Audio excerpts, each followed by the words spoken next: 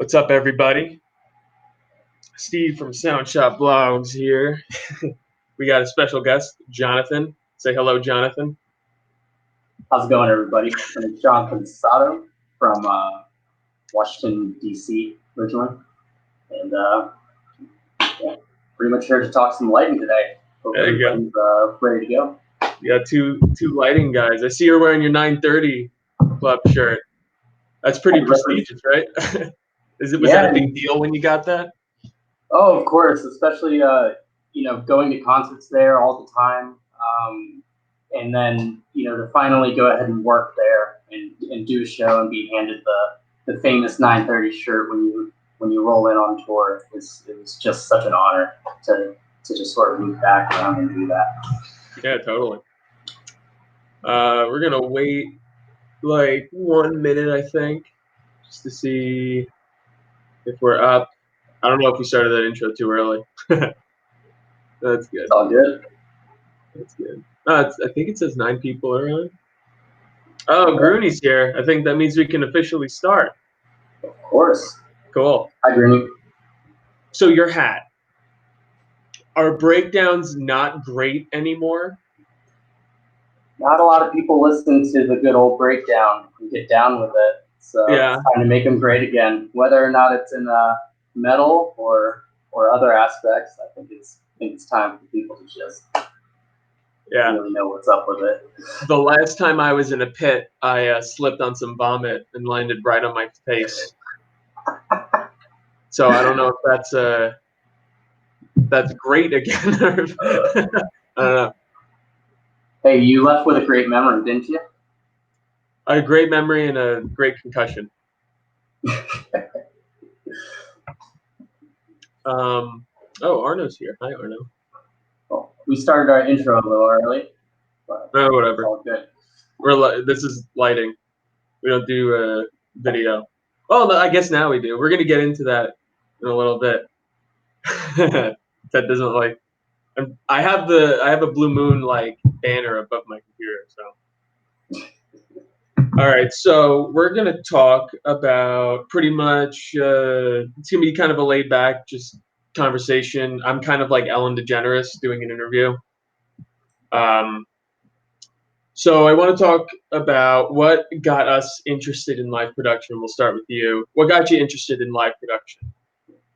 I was a musician primarily, and I've been in bands a lot, and definitely just love that atmosphere. And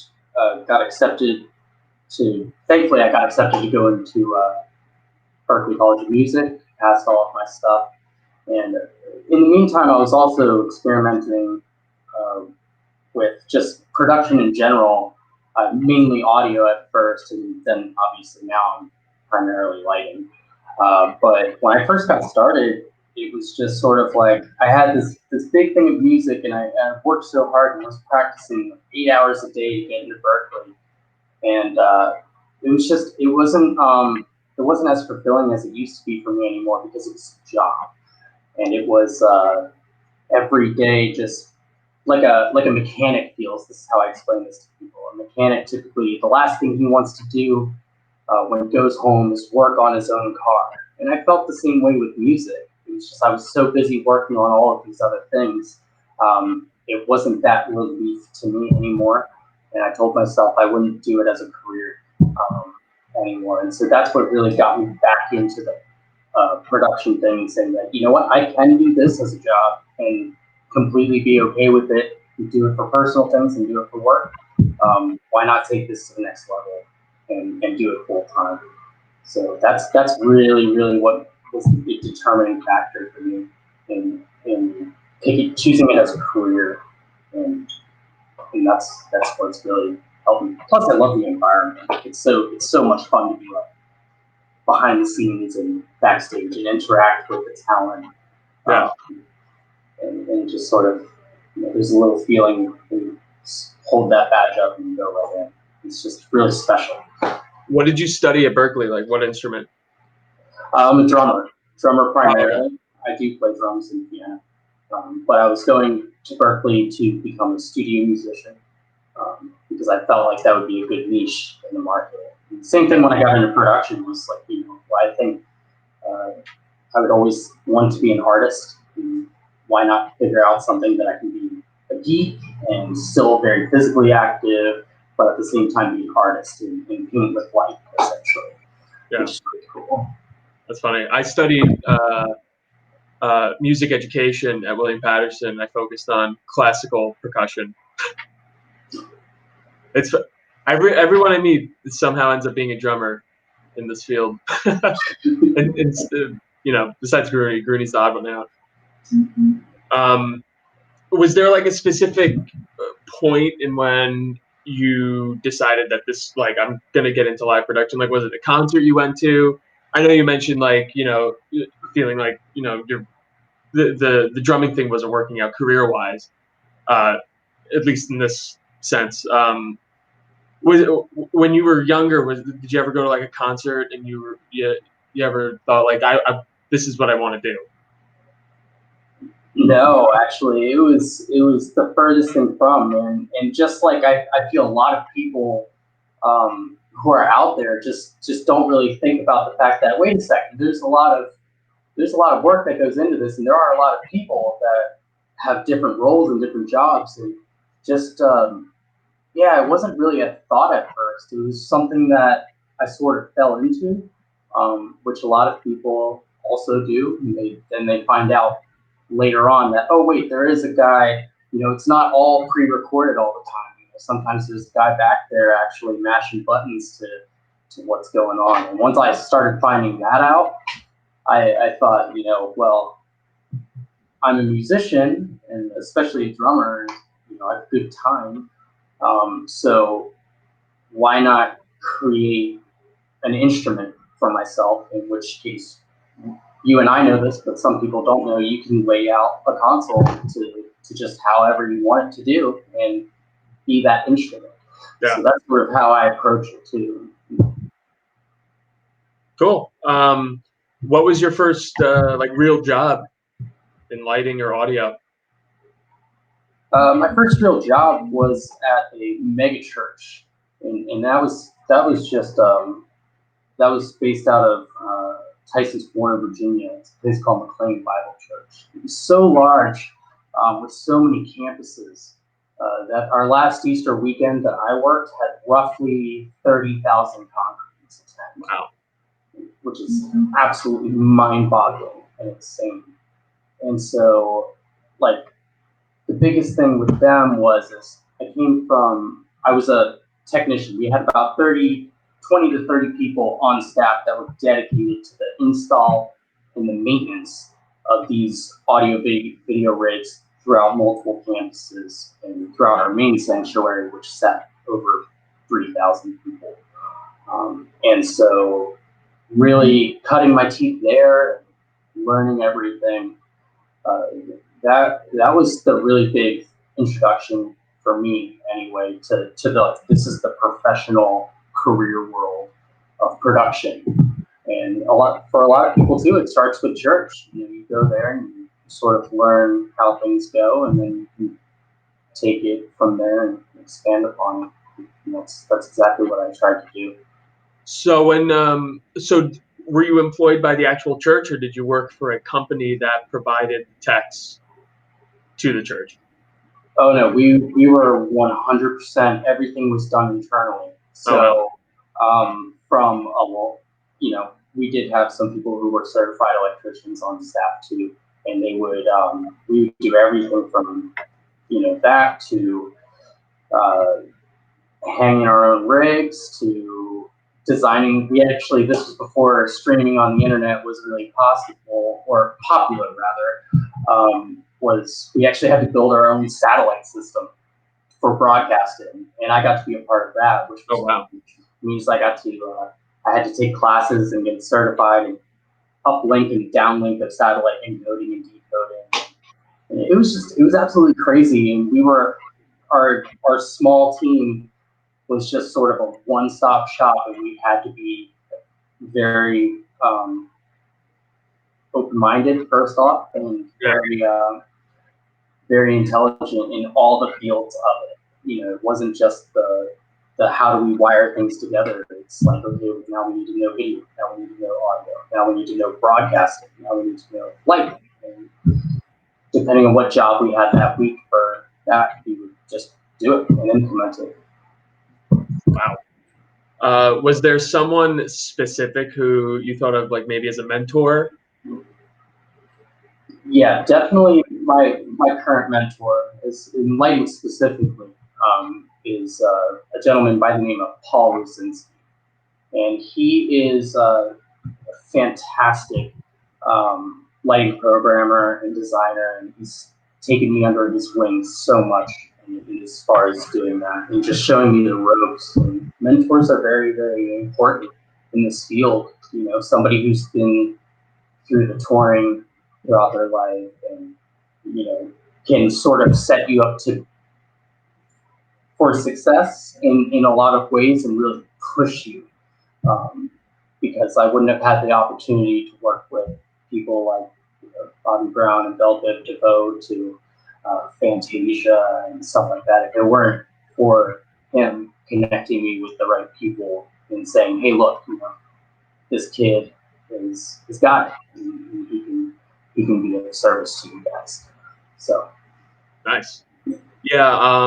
I never really had a mentor until I started working in New York a lot more, and I would work like the graveyard club shift, so 11 p.m. to 5 a.m. And a lot of these party promoters would bring in their own LD, and I would be the house LD, so I would just have to sit there for 6.5 hours while he got to have fun and everything. But there's this one lighting guy in New York. His name's Darren. Um, I worked with him a couple of times. He was the guest LD a couple of times at some different venues that I worked at, and we just got close. I think maybe just because I was attentive, and typically sometimes in the club scene you get some LDs that are not so attentive. They like to find a cozy spot in the back of the club and fall asleep. But I'm always looking to like pick at someone's brain, especially someone like Darren who's been doing this since the 90s. So I would always pick at his brain. We would talk, give him my email, blah blah blah, and then uh, I got a gig. It was for Bandits of the Acoustic Revolution. It was kind of like a 3-show tour. It was at Radio City Music Hall, Chicago Theater, and the Dolby Theater in Los Angeles. And this is right when I started messing around with MA, and I didn't know it that well. And I was super nervous because I didn't know how to use the console, and like I was going in kind of blind. Like I had like this 48 universe patch sheet in front of me, and I don't know how to use MA. And I'm in over my head. So I hit Darren up. He invited me over to his apartment. I brought like the command wing and the fader wing and these 2 screens, and we hooked up a visualizer to his TV. And he just walked me through everything. We opened up the show file, and he just like helped me get organized and showed me like I didn't have an understanding of pools at the time, really. So he like pools, presets, everything, walked me through it. And I think the most important thing that I got out of that was he told me like, you're gonna be fine. You don't have to know everything about the console to do a good show. And that was probably what I was the most nervous of, because I, until then had no idea what I was doing at all on this desk. And he helped me out a lot. He even gave me like his like clean slate show file if I like was in a panic that I can just work off of. It had faders that turned stuff on. So it was amazing. So then I did Radio City Music Hall and Chicago Theater and the Dolby Theater where they film, what is that, the Grammys or the Oscars? I don't know off the top of my head, but me at those 3 really big, most famous venues in the world, even. So yeah, I owe a lot to Darren. Yeah, I was just about to say, I know it's maybe a little bit off topic, but I can definitely relate to that feeling of like, oh my God, this is the place. Like, well, one obviously 930 Club in Washington D.C., and the other one was about 2 years ago. I started doing this gig annually in the St. Louis Megadome, which is completely bonkers. Yeah. Just the scale of the place, and just like how much I would have never thought that I'd be, calculating 80-foot bridles, which, if you're unfamiliar, if anybody out there is like really unfamiliar with that, it's a big distance to have a bridle go 80 feet. And with a 200-foot ceiling, if that puts anything into perspective to everybody, that it's a 200-foot ceiling with. This isn't something that you could have went up and rigged. No, this was something that was just out of nowhere, and I walked into the place, and they kept just telling me, the dome in St. Louis, and I was just like, okay. And I walked into a building that was just like a convention center, and I was like, okay, this is the convention center. And it wasn't until that I actually walked in the Megadome that I was like, holy crap, they meant the dome. Like, Yeah. I thought that it was maybe just a room that had a dome in it and whatever. I didn't think of it to scale as I probably should have. Definitely made me very nervous. Yeah. Being the first time there, and the first time I was able to do that show, I took it over for actually Paul Lucinski, and without him being there either. So it's definitely a huge, like, well, Dad's not here to help you. You got to do it. I have a question. Is that a union house? Did you have union guys there? Yeah, it's a union house. So I have a little something to bridge workers. these. Yeah, I have a little something to bridge these two things together. So, for me, when I got, I mean, I'm still there, but when I got started with K Sound, I don't know if you've ever worked with a company that does this, but like, I'm the LD. I also pack the truck. I pack the cabling, put in the trunks. I put it into the truck. Sometimes I drive the truck to the venue, and then I unload the truck, and then do the gig. I don't know if you've had any experience with more of like a rough and tough kind of a gig. But going from that mindset, like, once you get off the truck, you're scrambling to, dump it and set everything up so that you have more time for lunch. Going from that to walking into Radio City Music Hall, where if you touch something, you get slapped in the face almost. Oh yeah. Have you ever had to deal with something like that, or transitioning from like, doing more manual stuff to just being an LD? Yeah. Well, a little bit of both. Well, it's definitely on both sides of the coin there. I've had my,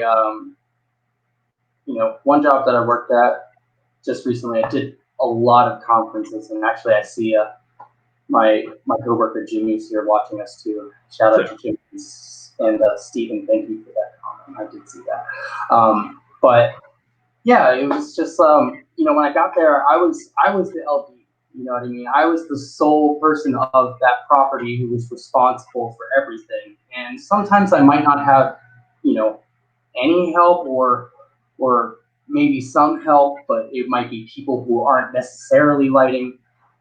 So it was just that whole, like, you got to do it all, and especially, coming from, I also worked at a different job as a technical director for a church based out of Germantown, Maryland, for a bit of time, called Journey's Crossing.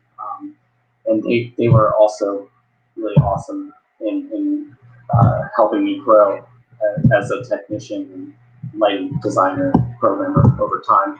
But, part of that job was, I got to get the truck.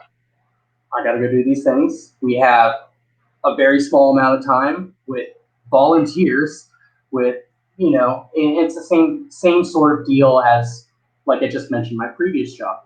And then to go and do a tour, and the first place I went to was, a union house, essentially. It was a theater. I think it was actually the Rockford Theater, or I'm sorry, I forgot the theater's name, but it's in Rockford, Illinois. And we had just taken lunch, and the union called lunch, everybody else called lunch, and it was lunch. And I had just, while everybody's lunch, I got like, a little bit, I was done with lunch early. I wasn't really doing anything. And I just went over to the console and I turned, Dun, dun, dun, dun. Oh no. Was just turn some lights on. And it was the rig that we loaded in. You know what I mean? This is our, and it's like, that caused so much headache. And Yeah, you can't do that. There are different areas and different places that that's okay, that's not okay, and really knowing, I think, your role is a huge thing in this industry, and that's a little bit of a broader term.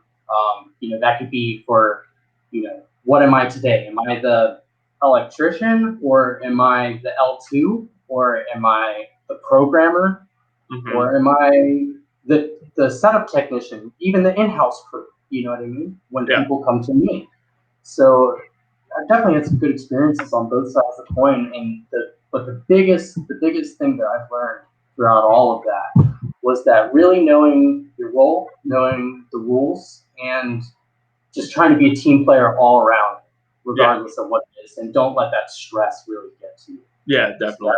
And I'm not trying to knock. Yeah, I'm not trying to knock. Union labor at all. Like, especially now with what's going on in the world with this pandemic, you step back and you have a new appreciation for an organization that takes care of its people. Yeah. So those rules are there for a reason, and that organization, the union houses are there for a reason, and they're great. Yeah, there's definitely a lot of benefits to being a part of the union, and even if you're just a freelance technician, it doesn't hurt you to be a part of that network of people, because not only will you learn something, maybe, but yeah, you will be protected in certain instances, as opposed to working for a private company and or working for yourself. Yeah, it's hard next time. All right, so let's take a look at this chat here. I see Rooney, I see Arno. No one cares about them. No, I'm good. Let's see, what does this one say? I don't think I can put the whole thing up. Oh, that's interesting. Maybe the lighting aspect focuses on enhancing the experience, either in complementing the content as well as helping lead/pace the content, which is what a drummer does. Oh yeah, totally. I think that's exactly. Oh, I forgot to put your name up. My bad. There you go. That's okay. I think that's totally it. Like whenever I listen to music, the first thing I notice is the kick drum, and specifically like what kind of EQ is on the kick drum. And I feel like when I program, like if I'm doing a time coded show, I find myself programming to the kick drum most of the time.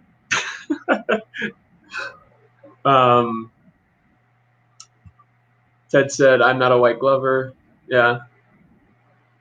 And actually, would you like to address this? Yo, my boy Jonathan, Aaron White, always holding it down. There we go. Always there. There we go. He's awesome, and he's actually, one of the people that just sometimes when interacting with people who don't know necessarily lighting to the extent that we do, when people have questions and people are eager to learn, it's almost hard when you're so used to just knowing it and you just do it. Yeah. And sometimes just going through the process of explaining to people how things are done or how I would go about doing it really would help me change in how I would go about doing it, because you sort of really instill certain behaviors and maybe even think of a better way to do it. And that also goes to your point about, there's some technicians that sort of just sit in the back, and there's some people who are like, I want to know more. I want to be there. I want to, do X, Y, and Z. And I think Aaron was a great example of that when I was over there, as far as a person who was still eager, and that's how I was, and that's how you get into places, and that's we're not big just because you and I might know complex programming on a different level. It's always nice to see that there's more people interested, more people trying to get there, and lighting people are unicorns. Believe it or not, in the AV world, like a good lighting person is a slight bit of a unicorn, especially someone who's easy to work with, knows their roles, and also just a really good hang and knowledgeable, and it's rare. So when you have people who are interested, it's like you really gotta give that stuff, teach them. Yeah, totally. Arno, what did Arno say? Oh yeah. Can't do that, Arno. Come on. He knows better. He knows better. Yeah. All right. Next question. Safest thing in the union: don't touch anything. Yeah, exactly. So I have the question written out, favorite console, but I want to kind of get into that more. So what console did you first have experience with? From like a broad sense, like the console that I really dived down and started learning as like learning the language and really retaining it would probably be a Hog 500. I did have some experiences prior. Like I said, I worked for that mega church out in Tyson's Corner, Virginia, and they were the leading edge of technology. So they had like the GrandMA-1 full when it was still out and popular, and they had, you know, all these other things. Their remote campuses would use ETC Expresses. That was technically my first like full featured console that I really got into. But as far as like in doing what I do today, I would say the Hog 500 was definitely like my first console, and it's awesome. I just love that thing. Yeah, I started out on Chamsys on an MQ40N, and then moved to the MQ80, which is just bigger faders and a bigger screen. But we'll get into that in a minute. So, what console do you prefer now? I would have to say it depends. It depends. I really, if I have my druthers and a show can call for it, I do like the GrandMA-2s. That does not mean in any way, shape, or form that it is better than a Hog or a Chamsys or even Vista. And I hate to throw that word out there because I have my own deep hatred with Vista software. Yeah. And I know I see Chris Kehoe's in the conversation.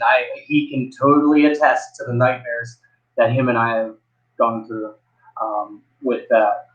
And so, but anyway, it really just depends on what's the right tool for the job. If I have my druthers and I can do it on an MA, there's a lot of things that are accessible to me immediately as far as preparing my show and making sure that I have all of my ducks in a row before I go in there. I have my visualization program and all of these things. And the way I like to relate GrandMA to the rest of the consoles is that GrandMA is essentially Ableton for like if Ableton as a digital audio workstation. It's just this massive open source. It starts blank and you can make it however you want.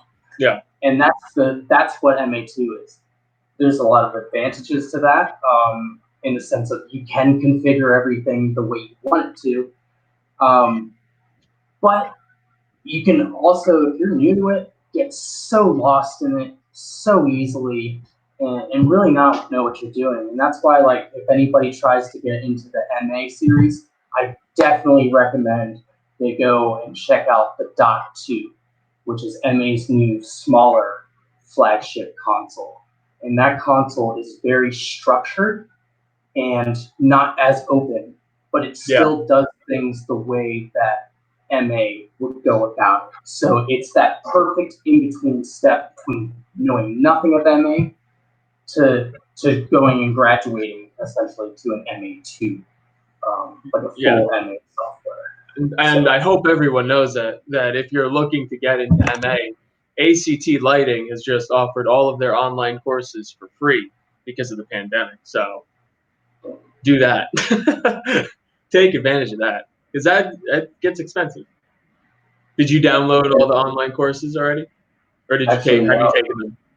I haven't even taken them. I haven't. I'm actually a little upset that I didn't know about that. Oh, really? Do it right now. Yeah. It's I'm all about to do it right now. And I think everyone knows that my favorite console is the MA because I sold out. All right, moving on. What? Oh, this one's gonna be interesting. What's your favorite fixture?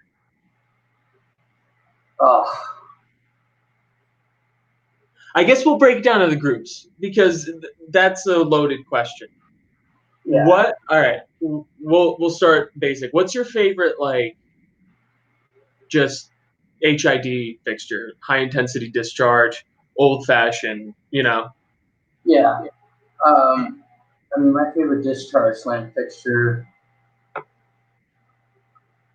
I mean, honestly, it's not old, but the Mega Point. Probably one of the more versatile fixtures I've used. And when we were doing Bobby Brown, we actually got to use Performance Lighting, which is based out of all the way up in Illinois, and they sent us, instead of speccing an actual spot fixture, they specced us some Mega Points, and both me and Paul, my mentor, were really curious as to them. And obviously it's technically just a beam fixture, but the immense versatility. And then actually, Josh Steffen reminded me in the chat here, the X Spot. The X Spot is probably and definitely one of my favorite fixtures as well. And it is an old fixture that is huge. The case is probably about 4.5, almost 5 feet tall. And oh my God. Is that like Shoguns, like the massive? Yeah, it's essentially like the same thing, and it's really cool. It's a really cool fixture. It was one of the first fixtures to have independent, linked, focus, and zoom. So that way, if you focus something in your aperture and you were to zoom out, it would maintain focus throughout. Oh, could you imagine if that was on like any of the fixtures nowadays? Oh, it'd be awesome. So much easier. There were so many problems with it. High end is can be like the Audi of the lighting world, where it's like, let's make everything really cool and really complicated, but then you travel and tour with it, and the thing is just always breaking. The other thing that I really like about the X Spot is that its zoom is huge. It has such a wide throw, and it's I remember I found one, and I was actually sitting with Josh one day, and I pulled one of these things out of the cases, and we had found that it had like a really, really beautiful, detailed gobo in it of the moon. And I literally just threw it up there and manually, I didn't put the console or anything, I was just manually going through it, and I pointed at the wall and I zoomed it all the way out. And the room that we were in is approximately 30 feet tall. And from, I think, maybe, I want to say a 30-foot distance, maybe a 50-foot distance, it was almost able to cover the whole 30-foot diameter. Yeah, it is absolutely crazy. It's such a beautiful fixture. Really cool technology for the time. And it looks like a turkey. That was huge. Yeah, I would have to favorite fixture. I would have to. I don't know if I would. I guess Mega Point. I just because I haven't used it, but I did use points, and they're my go-to for everything. Just hybrid, whatever you need, wash, beam, spot. It's the go-to. We got this. Hold on. Boo. What, Chris? Boo. Boo. No. I'm assuming they're going to release something to kind of take its place in that, less expensive, less complicated than MA3, It is it's the MA3 Command Wing XT, which I don't know if you've Oh, heard about this yet. They so how they have the Command Wing. And for people who aren't really super familiar with lighting, GrandMA has different levels, and consoles have, basically just a USB controller for their lighting software, yeah. so you don't have to go and purchase the actual full-size hardware, because that gets expensive. You're talking MA, 80 grand, 60 to 80 grand for this thing. Who's got that money? Yeah. Sometimes a church doesn't have that money. Sometimes a small club doesn't have that money. So they make these command wings. But recently they just announced that their command wing, their next command wing that they're releasing, is called the Command Wing XT. And it actually is basically a command wing that has the motherboard of an MA in it. And it's completely standalone. You don't have to hook it up to your computer or anything. You just have to add a monitor. Wow. So they're kind of going the M2 Go with Martin kind of a thing, where it's going to have its own. Yeah. Interesting. Yeah. Or Vista, for that matter. Yeah.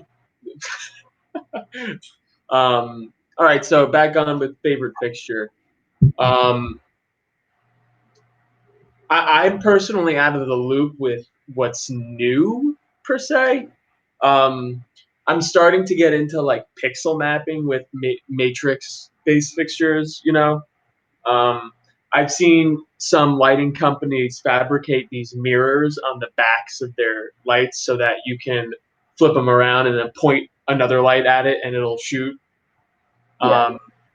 You said Megapoint and the X Spot. Is there anything like more in the futuristic range of fixtures? Like where do you see fixtures going? Oh man. If someone could bring back a solid scanner, I'd like that. Oh yeah. A mirror head fixture. Oh yeah. The things that are like the size of a car and they have a giant mirror. Yeah, techno beams. Oof. No, I like those too. But I don't know. I think very, multi-use fixtures. Just multi-use fixtures. Yeah. Are really the best. Things like the Megaphone, things like I really hope companies keep doing things. And actually, one of my favorite fixtures on the weird side of things, you have your standard, regular moving your fixtures, and then you have like all of these effects specific type fixtures. Would be the high-end systems shapeshifters. Those things are just so mind-boggling and so cool to look at. And we actually, I was with Arno on tour, and we went into a venue that just had a bunch of those in the background. And just the versatility of being able to just point sections of that light places was super cool, and you can make it very dynamic. Yeah. And actually, I'll just leave that there. All right.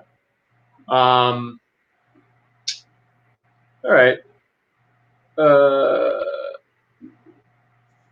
I know, like, obviously none of us have any like tours going on, right? We don't have gigs. Do you have anything that you're working on for you? Like, are you working on a show file or anything, or taking any classes or anything like that? Oh, totally. Well, I'm gonna go check out High Lighting's thing soon. But Definitely do that. but yeah, I mean, I'm when you're working all the time, you don't necessarily get to spend the time developing. Sometimes more than what you would like to.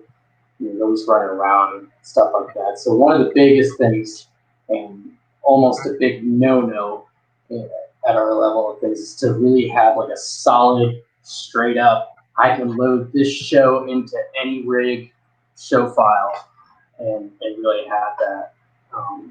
And that's really what I'm working on now. I also have another concept rig that I've been designing in MA as well, that breaks up things into numbers that are really hard to work with, multiples of 5.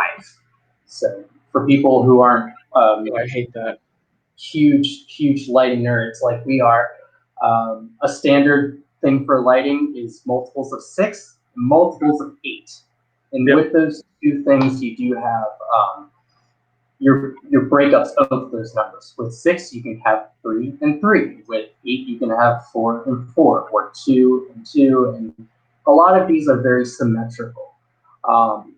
Working with 5 is hard, and that's because of the way the console receives the information Yep. that you put in it. So if I wanted something symmetrical out of 5, it's technically selecting the center fixture first, and then either one or the other to the left of it. Yep. First. So it's going to go center, then this one, then this one, then this one, then this one, as opposed to, if I had 6, it would just be these two are the center, these two are the next ones, and then these two are the next ones. Well, So, I hope you show me how to do that when we get to the next question. Those are just some of the things I'm working on. Time coded, that's another thing that everybody's working on right now. Yeah, I know. I downloaded Reaper and it's a nightmare. I'm working on just a show file just in general. I'm actually working on 2 kind of at the same time. One is sprouting off of the first one. The first one's kind of just like a general, like, my show file that I want to take places maybe. I don't know how it would work, but I patched in like 100 of, whatever fixtures and making all this data. And then we'll talk about cloning and all that stuff in a second. And then the other show file is just my streetlight specific one, where I'm starting to not time code shows because they don't run a click track, but kind of have a Q to Q show. And it's difficult because Q to Q like really relies on the band being in time, especially, they don't play to a click, they don't play to tracks. So it's just, I'm just kind of going from like live performances that I can find and like studio work, and kind of making my cues work for whether or not they drag it or whether or not they speed it up. And I'm working on it. So yeah, Actually, and I'm also doing what was that? Do you want to hear something funny just to add on to that? Yeah. What you did is not necessarily a bad thing. When we were getting ready for Bobby Brown and Belle Biv DeVoe, actually, one of the things, that whole show was actually, believe it or not, programmed on a Hog 3, like immense show file, maxed out universes, all of that stuff, pretty much maxing out the whole Hog 3 software. And it was all Q to Q, a main Q stack with over 200 Qs in it. And that whole thing was made essentially from audio that was ripped from a YouTube video of the concert before. Yeah. And then in getting ready for the show, you typically, when you're on tour, the first show you typically get like maybe a week, 3 days maybe to a week before really going out and doing it to fine tune it, and that's what we did. But the main Q stack was originally done just audio ripped off of YouTube, and it's in there. And the way we keep track of it is just writing the word that they're going to say later on the Q. Yeah. That way, if for some reason, something's on fire and our LD has to go run and do something, and it's not good practice, but it has happened before where he goes to the production manager or someone and grabs it, says, "Here, when they say that, you hit go," and then he just leaves. And then runs in, and plugs the hazer back in. Yeah. Let's see. I think Ted had a question here. On tour, do you ever come across some par can only rigs? Yes. The one that I can remember off the top of my head was in Seattle.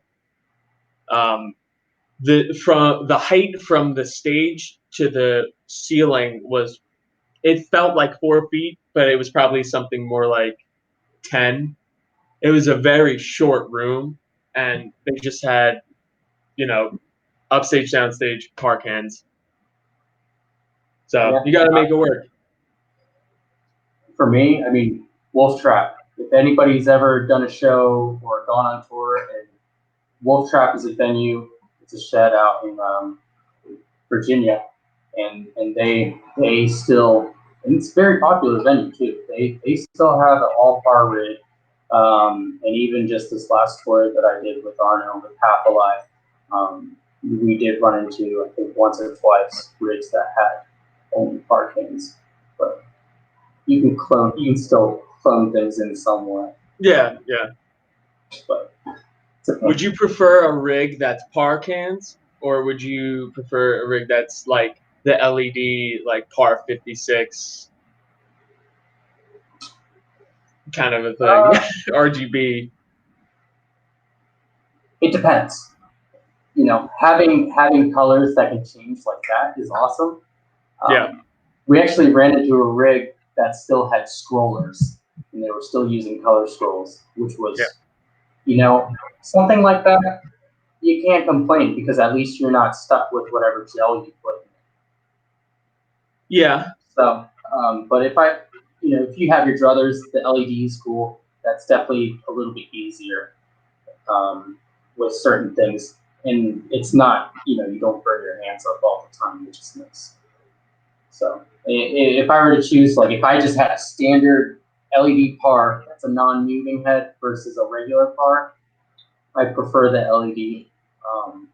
But I do wish that more rigs and more people who design rigs would still utilize, the old school look. I'm actually one of the rigs that I'm working on.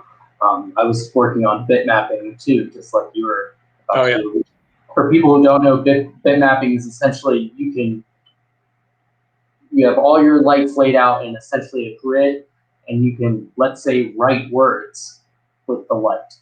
Yep. Or play video content, and it would actually follow your video content. But yeah, one of the rigs I was working on, I didn't know what fixture I wanted to put in there, and I didn't know how deep into this I really wanted to go with the bit mapping and pixel mapping. So I just threw in pars, man, because there's nothing like just getting blasted in the face with good old, like, just incandescent rig. Talking about getting blasted in the face. Woo! Yeah. Pretty nice picture, by the way. What festival is that? And also, who do you get to take these pictures for you constantly? ACLs are, I think they will always be in clubs and venues. If they have ACLs, they're not going to get rid of them.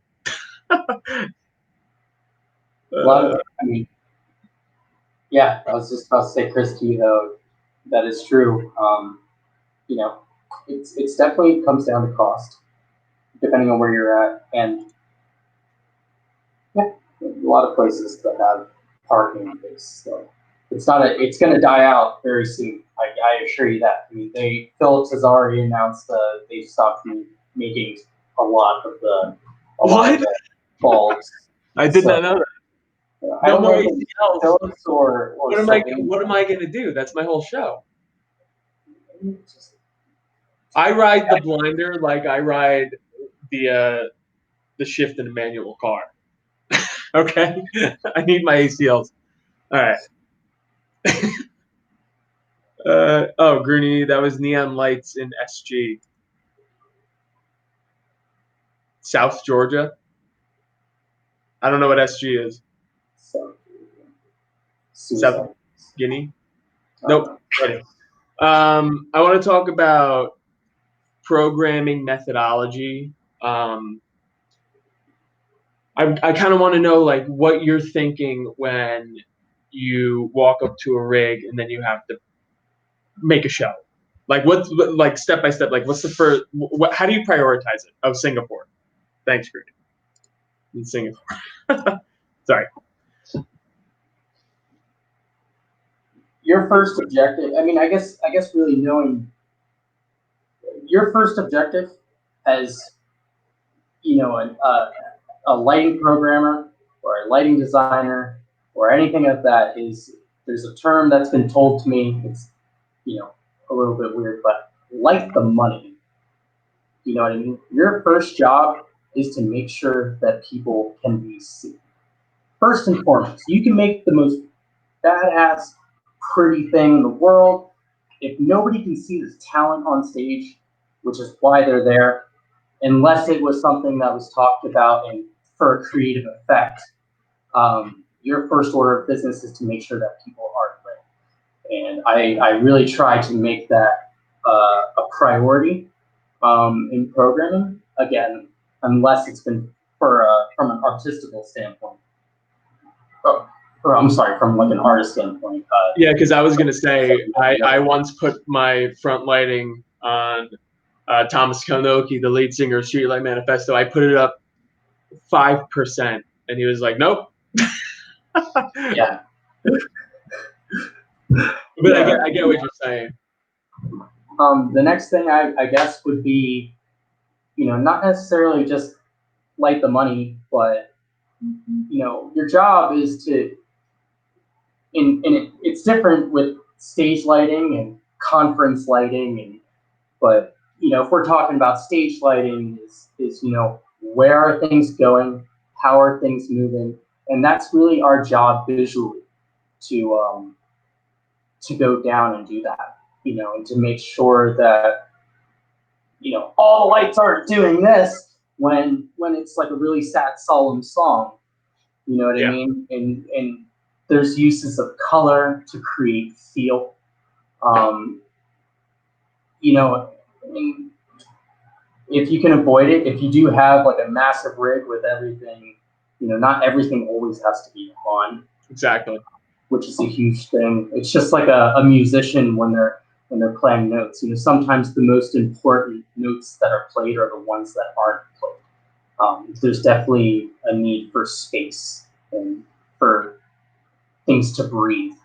And that's really what makes things a lot more natural, as opposed to just these big neon-looking things all the time. Which you can argue it differently if you're doing EDM lighting versus rock lighting versus a ballet versus all those things. But really, my main methodology is, light the money,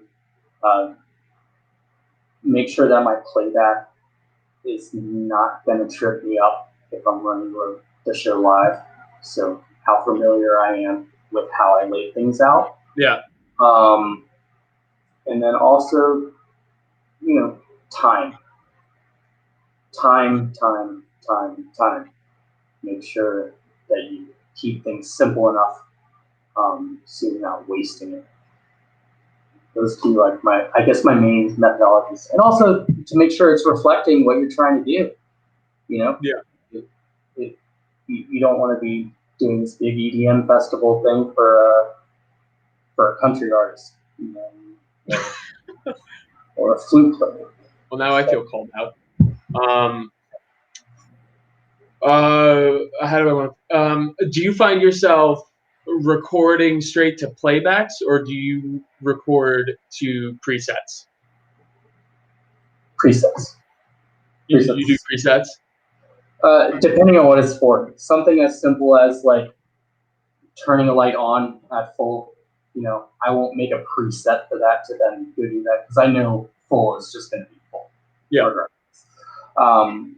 But definitely the utilization of presets. And if you guys aren't familiar, for people on a little bit more of a basics standpoint, lighting consoles used to not have presets. Lighting consoles used to be like, well, you have all these lights and you have all of this data and you have to tell all of these lights what they're doing in that cue at that second. So you have to be like, okay, well, I want them all red. I want them all facing forward. And then I can record that as Q1. And then the next step would be, Q2. I want them all back and then at blue. But I have to do all of that and then record Q2. Hog developed a programming style in which It's almost like ordering a something from McDonald's. It's like, okay, well, I want a burger with fries and a Coke. And so what you do is you make your menu. And that's what Steve is referring to when it comes to presets. I want all of my lights at full at this position. And so what's good is that the utilization of presets really helps you down the line. First off, it makes things easy to call up. And then the second thing is that if you ever have a change, right? Let's say all of my lights are facing forward, but now for some reason in the rig that we hung up that day, all the technicians hung the lights backwards. So now that position that I've recorded in the queue that has all the lights moving forward is now facing away from me. Well, instead of going through all of my queues and trying to find, oh, well, where did I put that? Where did I ever write that position where they're facing forward and updating every single one of them? All I have to do is update the one queue, and then whatever was programmed alongside or utilizing that has been updated. It's just a really easy way to manage your data. Yeah, absolutely. I don't know if you want to throw up that screen that you were showing me before, because I kind of want to take a look at that, and I want you to get into what you're doing in terms of, like, with the different groups, like with that group of 5, and like. Oh, if you want that show file, I'll share the screen, but I gotta load up that show. Oh, or whatever you have up. I have this show file up, which I'm throwing it up anyway. People are gonna see it. And what would you like to know about it, Steve? We can't hear you, Steve.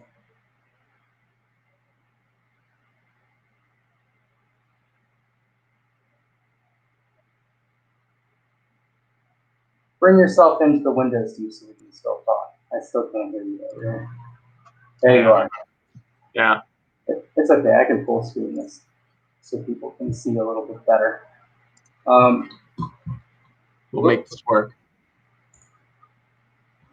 So essentially, this is what you can do in what we were talking about earlier with MA3D and stuff like that. And you can pretty much pre-design your show. This is a great way to help time manage. A lot of consoles are starting to feature this natively and stuff like that.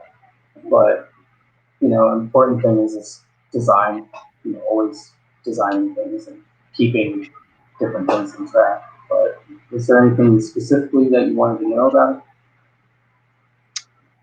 it? What kind of fixtures are you using? I think I'm using a mixture of Roby points, BMFLs, regular old PARs. I got Color 472 Mark IIs. I got. Hold on. We're gonna hit solo.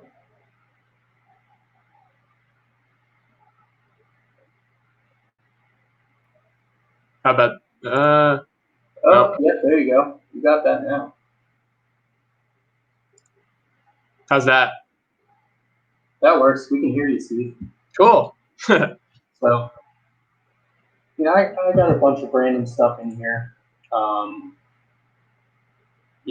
It's just depends on what I'm working on for that day, really. So, this rig, I wanted to choose these types of fixtures that I had mentioned because they're typically on the more broad end as far as how many channels they have to go. And this show file that I'm working on is going to be my busking show file. Busking meaning live playback. I'm actually going to be making essentially just a console, and I'm going to be the one making all the changes as opposed to things automatically working themselves. But you want to do that because when you pick fixtures that have too much data, right? When you clone things over to something that's similar but has less parameters, it will translate more easily. So that way you're never sitting there trying to add information in as opposed to, um, you know, either add information in or try to deepen, pull things out. So Yeah. that would be sort of what the basis of this show file is here. And that's why I chose the pictures that I chose. Do you utilize any macros or use any like tricks that you have to save time programming? Yeah.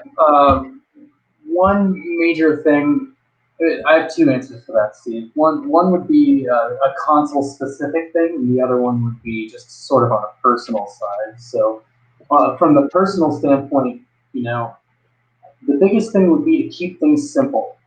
You know, I find a lot of the time these softwares, you know, I can go down this rabbit hole of just, you know, okay, well, I'm going to make these things, you know, here, and I want to do this, and you know, and just I could go on for days on just wasting time trying to figure out, you know, making a million positions, making a million groups, making a million colors. But it's really just, you know, keeping things simple. You know, like right here, I only have 13 colors laid out, and some people might even say that that's too much. Yeah. So it's just how you go about it. A console specific tip that has saved me so much time, Steve. I really gotta tell you, was this all feature right here. Now, if anybody who's in the chat has worked with MA, um, you know, they'll understand that this pool right here. But essentially, you can make something called a default assignment for this preset of all. So let's say for an example, you know, I have all of my beam fixtures selected here, which, you know, this is just my intensity fader of just all the beams. Let me clear that out. I had stuff in the programmer, my apology. So here we go. So this fader right here is just putting up intensity for the beams. Yep. There's nothing in my programmer, nothing like that. And typically, you know, if I wanted, you know, beam fixtures aren't always looking like this. You know, if I wanted to make them narrow, I would have to, you know, go to focus, go to zoom. Oh, sorry, let me select them. So I select my beams. I go to focus. I do my zoom at narrow, and now they're narrow. But anytime, you know, but they won't natively come up that way. They will Yeah. always come up at 50%, which is halfway between their zoom range. And most fixtures will always come up like that. But I don't want that to happen. I want that they're just always going to be narrow. And this same application will work for, have you ever run into if your fixtures are hung sideways, Steve? Yeah, totally.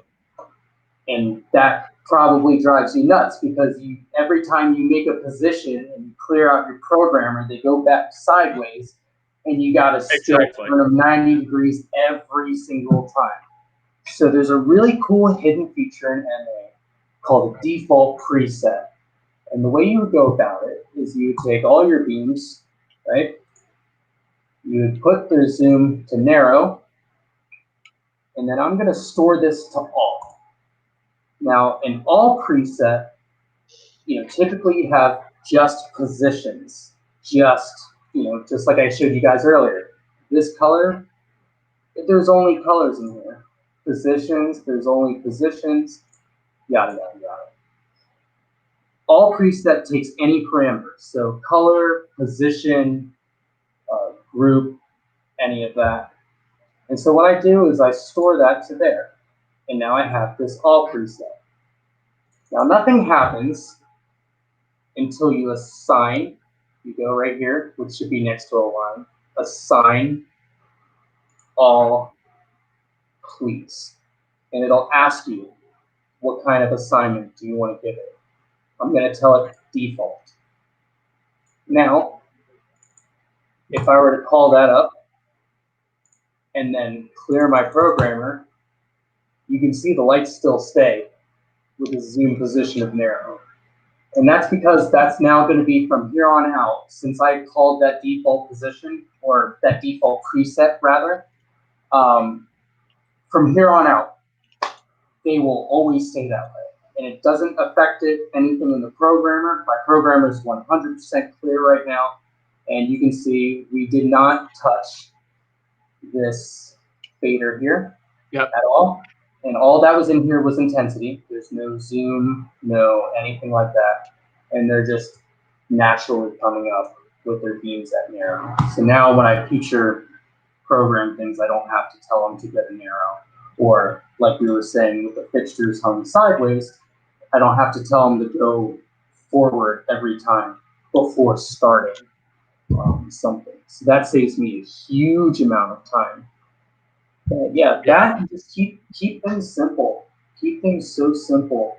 You know, you don't need all of these positions, all these things. You know, your time is your time. Obviously, if you have the time, you know, go down that rabbit hole and experiment. But as far as like right before the show starts, I got to get this stuff done. You know, definitely just keep things simple. Yeah, totally. Right. Next question I have for you is, so like, you know, there's going to be a lot of people that are just getting interested in lighting. They might understand the concept of universes and patching, but they might not understand the concept of, in MA specifically, the idea of worlds.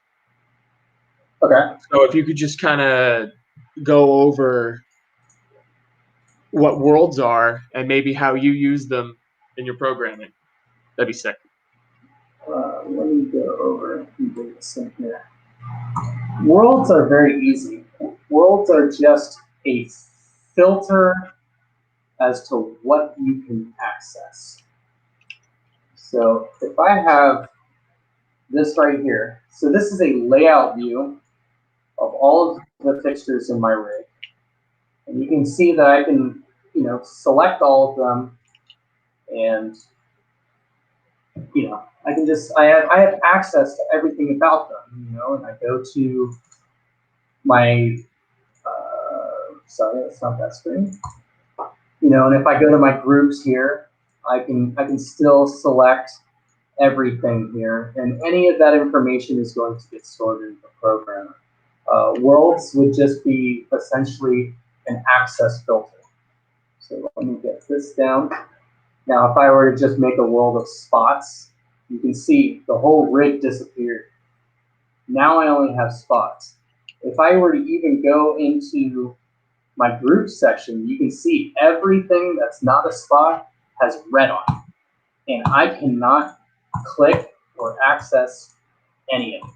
So that would probably be the best and most simple definition of worlds for, you know, an MA specific thing. Obviously, if I just went to full and I go back here, I have access to everything again. And yellow, for those of you who don't know, means that is in the program.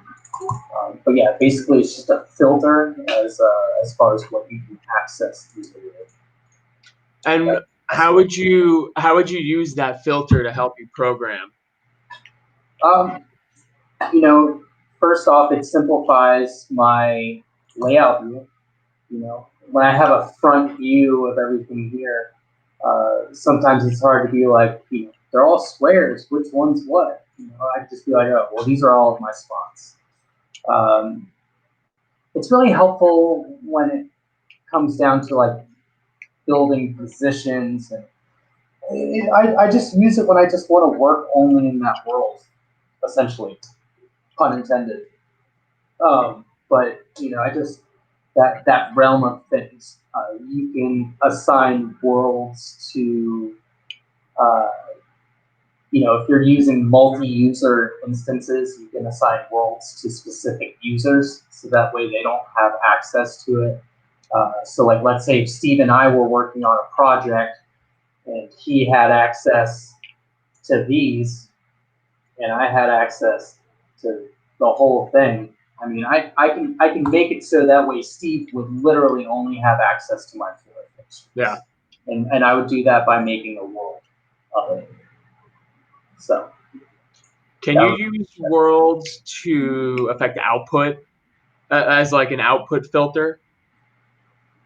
Like if you, for example, if you're busking a show and you want to change the wash, like half the washes to magenta and the other half to blue, can you have a world that is half the, half and half, and then select the world, hit the color, and that would output? Or is this just strict like in the programmer?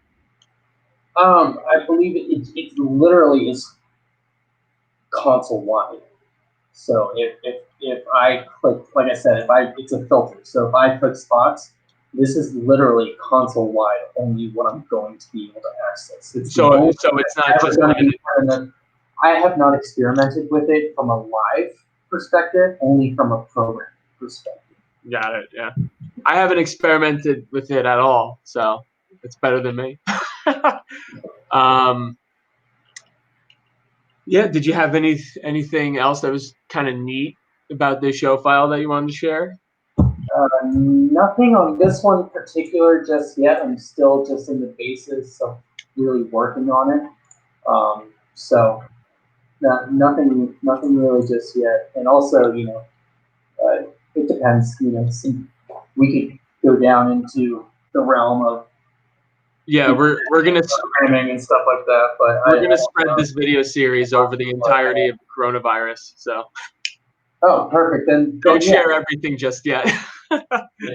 don't share the coronavirus either. Yeah. But yeah, I mean, we could go dive down all this stuff, but I would like to keep that for another time for us to. Got it. If anything, I would really like to hear if there's any generic questions from either new programmers or young programmers or anybody using the chat that's like really burning them. And it doesn't have to be about MA, it's just lighting in general. Yeah. If there's any specific. Yeah. I'm gonna go to a question here. What fixtures are in K's rig? Chauvet. It's all Chauvet. Some we use a Martin Gem hazer and Martin haze fluid, but that's it. Everything else is Chauvet.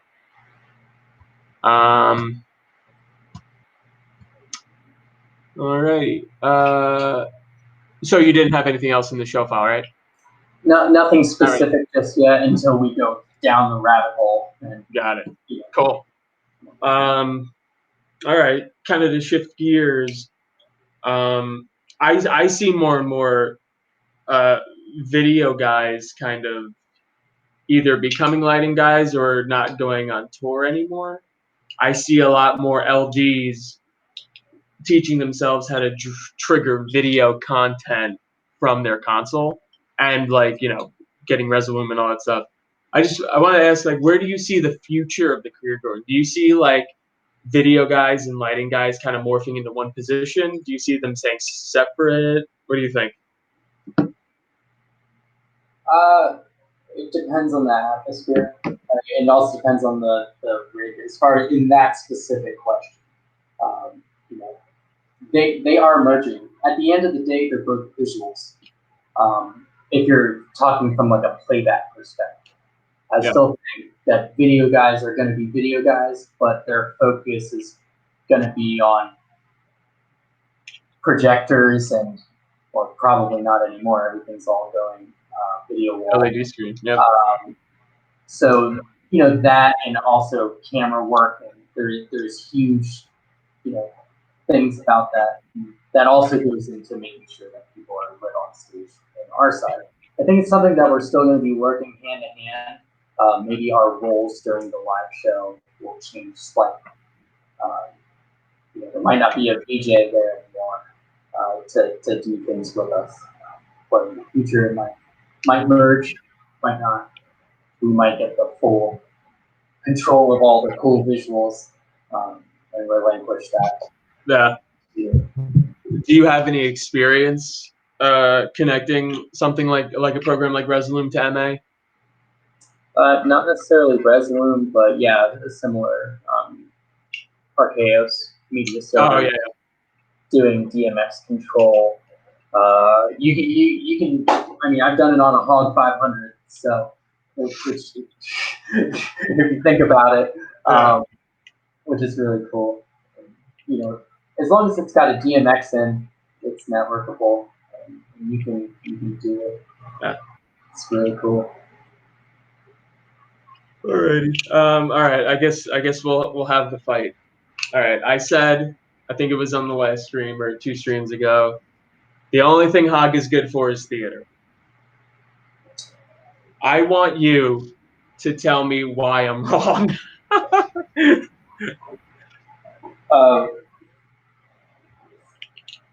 And I need to tell you that that story has since been updated. But I was telling Steve this the other day in a slight conversation, was the hogs were made to essentially, there was the DMX wars, everything was everywhere. There were, back in the day, moving lights had specific controllers for that. So if you had a Martin moving light, you had a Martin controller. And then, all these things and all these different lights. And if you had more than a certain amount of lights, you had to get another console and another console and another console. Yeah. And also from a theater background, typically lighting was Q to Q, like we mentioned earlier. And also, as I said earlier, Hog was the first one to take the idea of, okay, well, let's break this up and make it like a menu, like I said. We were the first ones to do the groups. We were the first ones to separate it so it's like both groups, positions at this color, at full, store it here. Mm-hmm. They were also one of the first consoles to adopt the DMX 512 protocol. That, along with the ETC Obsession and Strand lighting consoles. Yeah. And they were the first real big players in the game to adopt that. Because before, they were just battling. And, these consoles, especially the Hog console, the ideology of Hog was, let's make this thing be able to handle anything you throw at it. And they were the first console to do that. They were the first console to really cut their teeth in the rock and roll lifestyle. Yeah. And I just thought it was quite ironic that it's very ironic that you said was, or I thought it was just so funny. You were like, Hogs were built for theater, and I was like, they were designed for rock and roll shows. Their first 4 consoles were sold to like the Grateful Dead, Genesis, and like Pink Floyd. Yeah. And it's funny because there were only 5 made. And the first 3 or 4 went to bands, so they were specifically hardcore in that. And then from 94, 95, all the way up until 2000, I want to say 2004, 2005, Hog has been the basis for the majority of rock and roll and busking concerts. Yeah. Whereas ETC has maintained its theatrical background. All right, fair enough. So ETC is the one for theater. ETC is definitely the one for theater. Trust me, try to use their moving light console. You will totally see how yeah. They're great for theater. Yeah. So the reason why I said that is because I'm developing a bad habit. When I can't figure something out on a console, I blame it on the hardware or the software. It's not me, it's the console. Whereas I could have watched a 5-minute YouTube video on how to update cues on a Hog the right way instead of just bashing the console. So fine, I'll give it to Hog. I'll give it one more chance. I'll stop bringing my MA to Sony Hall, where there's a full 4-4. Yeah,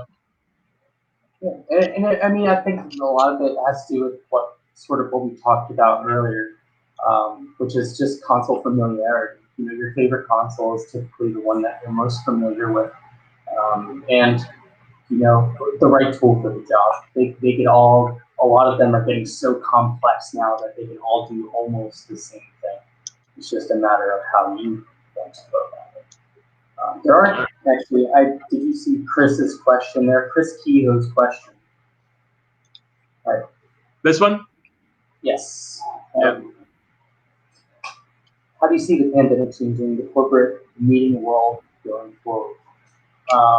Do you want to start? Do you want me to start? That's exactly. Who knows? Like it could change it. It could just delay it, and we can go back to the same old, classic 2/2 VRX rig with a couple of, we don't know. Everything could be live streamed. We may never go back. Who knows? But I think during this time, a lot of the manufacturers are, because who's buying lights, I think a lot of them are going to kind of be home and maybe develop some new technology. I would love to see this have a positive, a positive to it, especially since our industry was the first and the hardest to get hit with this. I would love for us, like as a community in the industry, to kind of come together and really make a positive out of it. So I'm hoping that eventually we're all going to get back to work, and the great ideas that these manufacturers had while we've been quarantined are just going to change the way that a light is made, or change the way how a lamp is powered so that lamps stop blowing out like on the Viper series. This is more of a direct shot at Martin. So I don't. Who knows? For me personally, I think it's gonna change it in a lot of good ways and a lot of difficult ways. Obviously, we're all not working. That's the most difficult thing right now. So the income and the revenue from these things might, or the loss of it rather, might change, how things are done in the future. Also, there are a lot of people in our world too. So there might be some of those older heads who have, taken the time to spend home all the time, and you know what? Maybe this is now a time to get out of it type thing, because it is a very hard industry to stay in for a long time. It's very physically demanding. It's very stressful. Yeah. You're traveling all the time. You're away from home and your friends constantly. So I think that it might open up a lot of doors, because there will be, things changing, and people not coming back.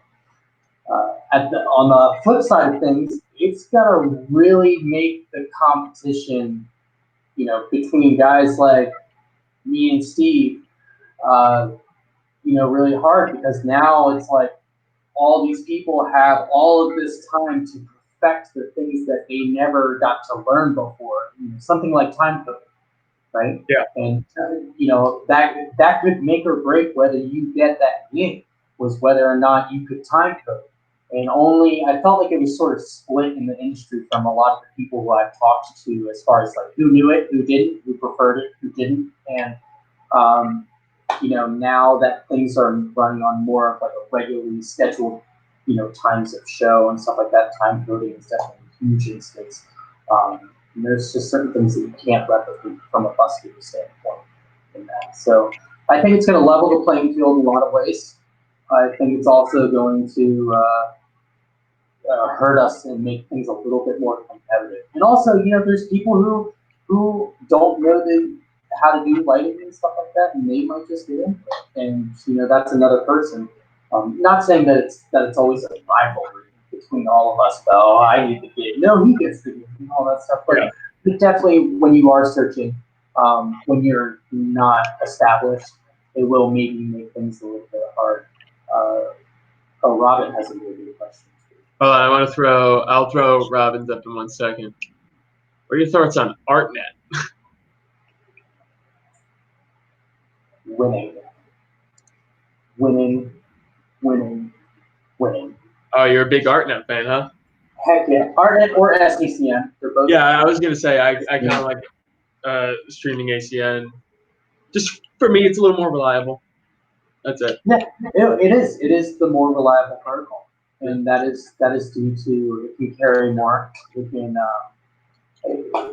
It also depending on your experiences and how you set it up, how the rig is.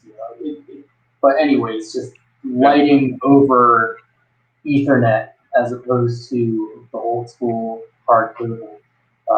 There's so many advantages of it.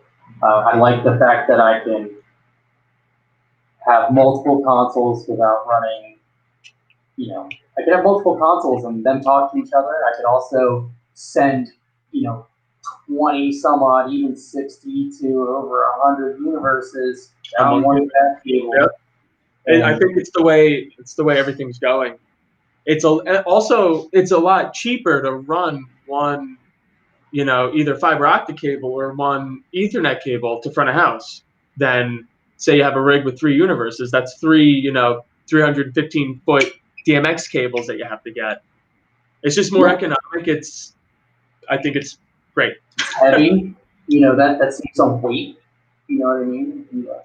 A lighting seems not light.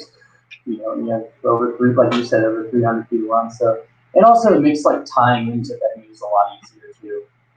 I can just pop them in and change parameters, and you have a little bit easier access to RDM, which is remote device management.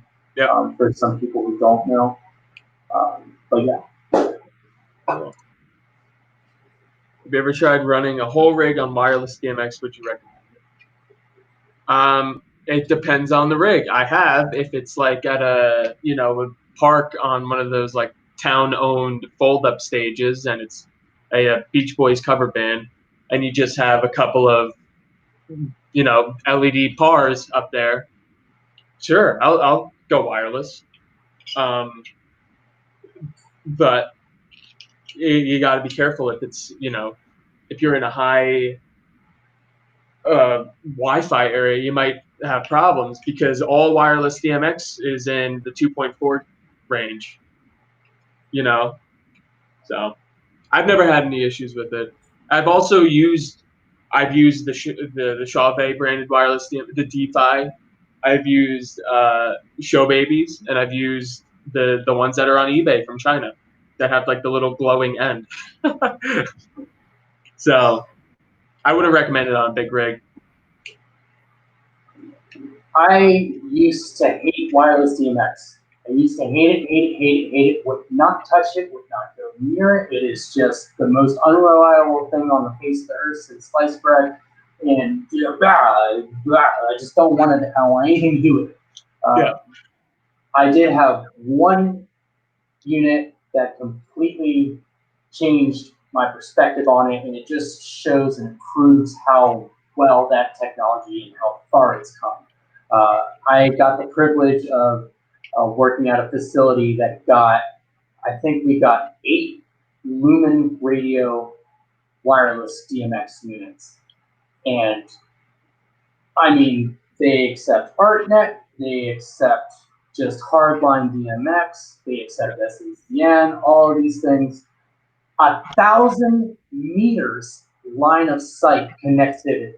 Wow. So, you put them in a room, and even if it's full of people or empty or whatever, dude, that thing works. Granted, it is also one of the most expensive wireless units that you can go out and purchase. But yes, I've run full rigs on it, and it is the most reliable way that I've had to run full rigs on it, multiple universes outputting, and it's made my setup a lot easier. I'm not saying that it doesn't work. I'm saying I'm just a little bit more skeptical if it is not something of that caliber. And I'm always going to be honest and tell people or a project manager or whatever, if I don't feel comfortable, and if I would rather do the extra work and just run that line, I'll run the line. I'll run the line. Don't even get the technician. I'll do it. I don't care because at the end of the day, I don't want it to do that. So it's just depending on. There's so many variables with wireless DMX and how it can be or not be reliable, but nothing beats a cable going from something to something else. Yep. But Lumen Radio would probably be the most reliable ever. Interesting. I've never heard of that. I've heard of WDMX being pretty reliable. They're decent. But yeah, 1,000. I mean, I couldn't argue with it. Once I was like, dude, 1,000 meters line of sight. That's bonkers. So, yeah, they are tech. They are. And he's a very dude buys his own MA2 light and thinks he's hot shit, right? No, I'm kidding. I had Christian's like one of the people that kind of like made me, give me the kick in the ass to actually start hitting up companies to start working. So he's amazing. Yeah, and my hat's off to Christian Jackson too. I mean, there's all these little tricks, and before you would either have to take the ACT lighting course, which I've done to some extent, their beginners course and whatever, and it's exactly that. Like I didn't really learn much more than what I already knew, which is just how to get a basic show file running. At the time when I was taking it, so I was like, okay, that's cool, but how do I get to the next level of things? And Christian Jackson was one of the very first people I feel to really take our lifestyle and and really show it to the world. You know what I mean? That there's, like I said, there's a lot of people that I tell them what I do for a living, and that believe it or not, there's a guy who runs this. They were like, "Oh my god, I thought it was all pre-programmed and stuff like that." I didn't think that. No, he was definitely the first big thing to show up, and I've had the privilege to travel to Seattle and see Bumbershoot and watch him do his work there. Oh, really? Yeah, and when we were at Firefly this past year, I was with Arner. We went to we worked Firefly for a band, and while we were there, I got to see him. I think it was with Louis the Child, and so I have a picture of him. Like that, and I was like, I geeked out a little bit. I was like, "That's the guy." I want to be him. I know, and it's he is a great lighting guy. But I think just the sheer fact that he was able to put a face to what we do, like he gave it a human aspect. He's elevated above me. You know what I mean? Yeah. Like me seeing Christian Jackson would probably be like a normal person seeing like, I don't know, Chris Pratt or something. Just the sheer like celebrity fact of it. And I hit him up on Instagram once because we were doing a show in Seattle. And I hit him up. I was like, "Hey, if you want to come to the show, I'll get you." He's like, "I'm in Montreal." I was like, shit. That's a good question, Robin, by the way. Which one? This one? Yeah. A lot of people are not going to like me for this. I hate Avo more than I hate Hog, if you can believe it. Me personally, I believe it. Look, there's a lot of great things. Again, it's how you learn it. I have a really good friend who was in, I think when we did a show in Atlanta, his name's Houston Rockford, and he is like an Avo nut job, and he can go do everything the way we do it. I think that there's a lot of great aspects to that. I forget which venue, but he that just goes to prove that it's just as good. It's just different. You can compare Avo to Hog to Chamsys to these things. The only main differences between all of them is that there's all of those, and then there's MA, which, you know, has still taken has taken its core concepts from the Hog family, which most modern day moving light controllers, with the exception of Vista, has done that, which is fine. It's just a sort of a new standard because it was a great way of thinking about it. But Avo is very British. The first thing that really screws me up is that the number pad's inverted. So instead of like in America, we have 0 at the bottom and then 1, 2, 3, 4, 5, 6, 7, 8, 9. Yep. Whereas Avo-like consoles are from the top down, 1, 2, 3, 4, 5, 6, 7, 8, 9, and then 0. And so I always have to just like going between any console, you just sort of have to put that hat on. What am I working on? Oh, I can't type that way. That's it's the number pad out of all things is the most frustrating thing. There's a lot of steps in which Avo has to come. I even tried to do an update on one of them recently to move it over to Titan, which is their new software.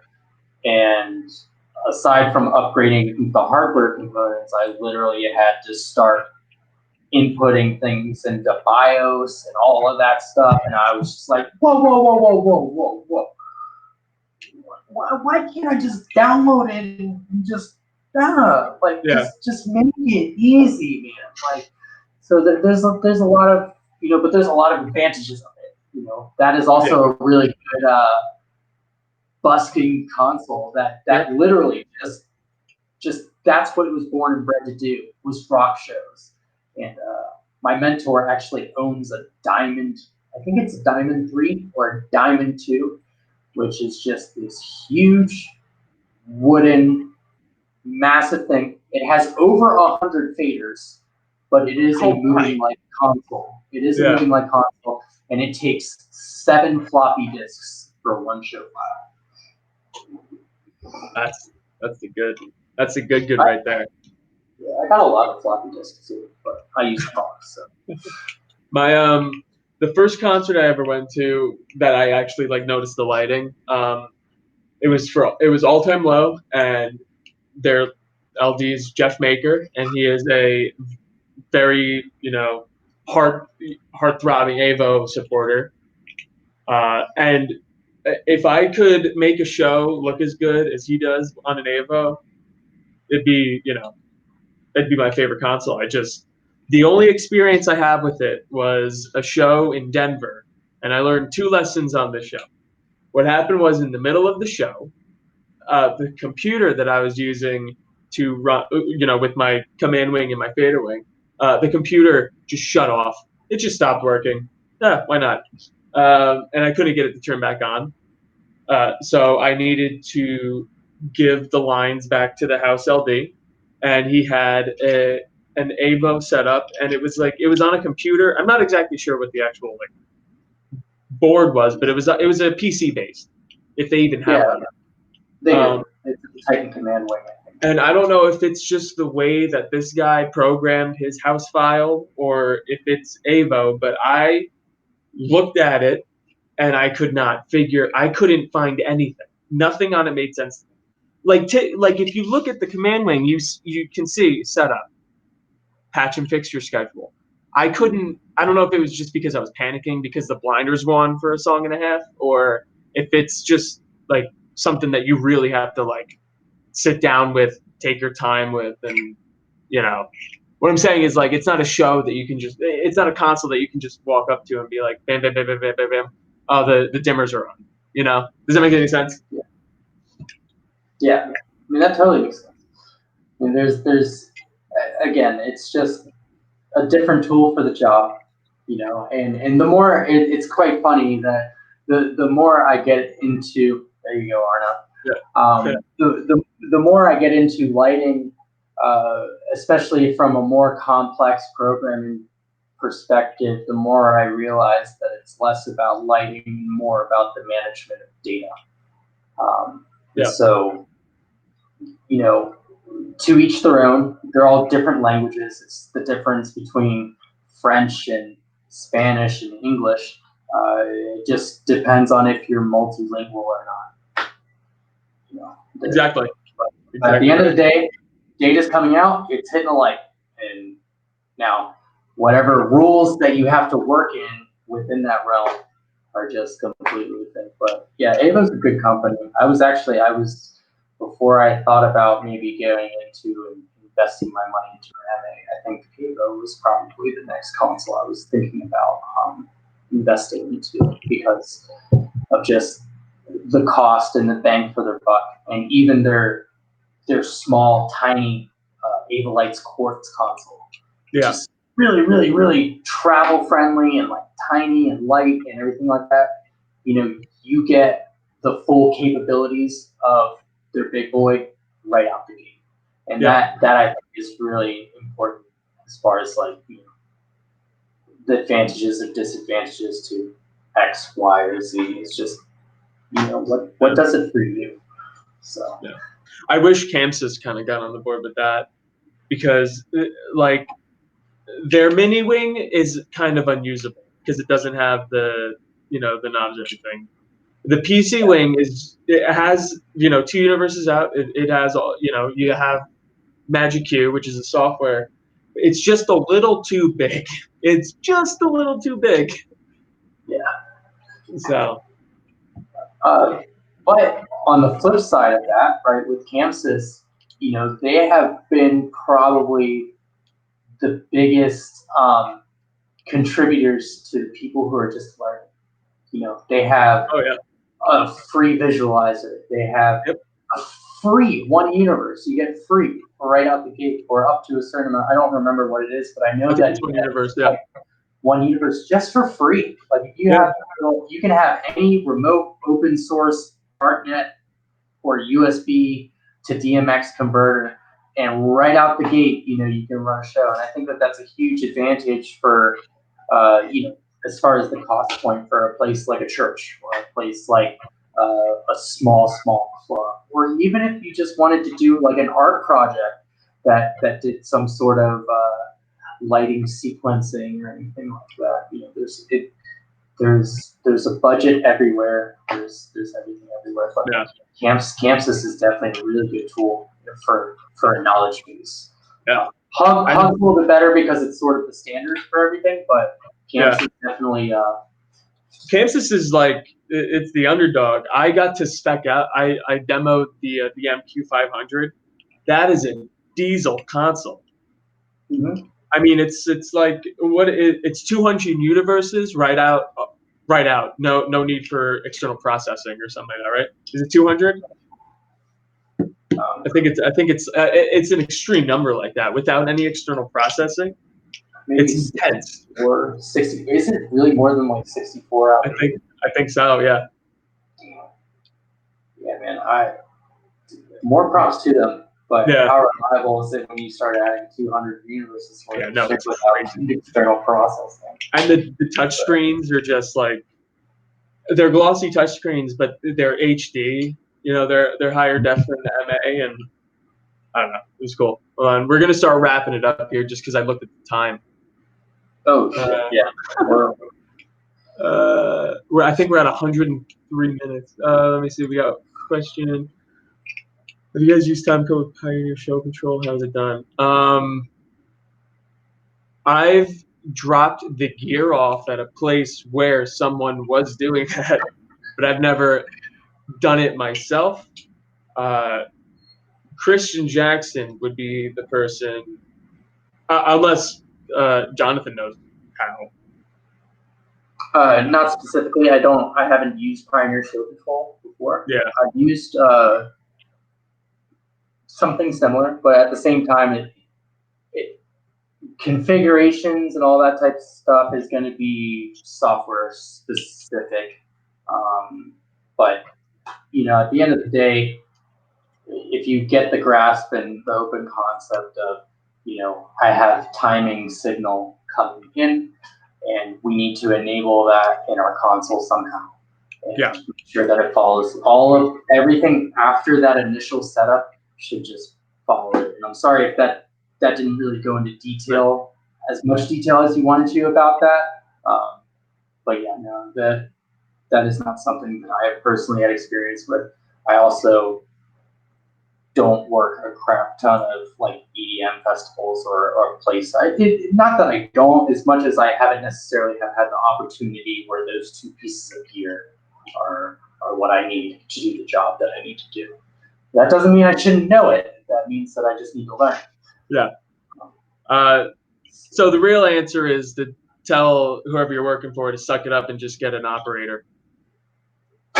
Or watch Christian Jackson's videos, because I know that he rents out CDJs, so he knows everything about that. Yeah, I mean, I do have to. I mean, this show control, I can't remember off the top of my head. Show control should just be its own thing. But yeah, it's. I also rarely work with. You do your plugins. I think in show control, you tell it what it's setting what where to, and you just. Is it like IP? It's over IP. Yeah, it is over IP. So yeah, I mean, I figure it that way first. Yeah, the band that I work for is like straight up, punk rock. So no CDJ. Yeah. How do you run video from MA? Well, I've never messed with like the video thing inside the actual software. So you would run it typically. I run my video. What was that? Typically from a media server. Yeah, I was gonna say, like, I run my video from Resolume, and there's actually there's a DMX profile for Resolume, so you just patch that in, and then connect them via Ethernet, and you have to have a gigabit switch, and you can trigger video content from Resolume, like on Resolume from the MA. Same thing as like making a Q stack, You can even, I'm pretty sure you can set presets. Yeah, the video, that's like, video is where you put like and save all your bit mapping presets and stuff like that. But essentially, there's multiple ways of running video from lighting consoles, and this isn't something that's necessarily a new topic. Video or media servers are typically what are used to process these videos, just because they have the graphics for it, they have the horsepower, they have the media storage on them, and that's really going to be the workhorse. Now, how they interface with the console is a completely different thing. I'm not sitting there, doing all these things ahead of time. Really, all I'm doing is just controlling another fixture in a sense. And that's really how the video side of things sort of works. You can merge it in MA3D and take outputs and actually put it in. And that's something that's really cool to look into if you haven't done it. But essentially, you can either MIDI trigger video, you could do it via DMX, or you could basically bridge them. I guess that would be the quickest and easiest way to like explain how they run video from consoles. And you can utilize that for like bit mapping, or which, as we explained, is like running video to the lights, right? So now we're bringing content in. We can have content coming in and then display that video to the lights, and or run it out and display, and just fire and trigger media content. So it's a bi-directional street depending on how you use it. Yeah. Me personally, I've experimented with both, but it's just there's no specific, well, there are specific ways with it, but yeah, there's like sort of 3 different ways that you can go about it. To answer your question, Robin. All right, we're gonna wrap it up. Ted told me to tell you to smash that like button, to like, comment, subscribe, stay in touch with just keep watching the Soundshop vlogs. Ted's gonna be posting some stuff. If you're watching the replay, comment below so that we can answer the questions next time, or maybe during the week in a different format. And I believe Grooney is doing something on Wednesday, so check that out. But other than that, Jonathan, thank you for being on. Thank you. If you don't mind, I learned a lot. I learned that the ballet between me and Hog continue. it is a delicate dance. Yeah. You gotta have swine flu to do it. but I am looking forward to having a couple more of these because I definitely learned a lot, and I think everyone watching will too. So. Yeah, thank you for having me on, Steve, and thank you to Soundshop Vlogs for reaching out to me too. And everybody who's decided to jump in and watch, and some of the people who I told that I was going to be on here. Thank you for taking the time out of your day. I really appreciate that. Thanks, Dustin. Is that a Pro 2? I see. My first love. Oh, man. No, I can't tell. Is that a lighting desk? Is that... All right. We'll end it here. Goodbye, everybody. We'll see you soon. Like, comment, subscribe. Smash that like button. Take care of yourself.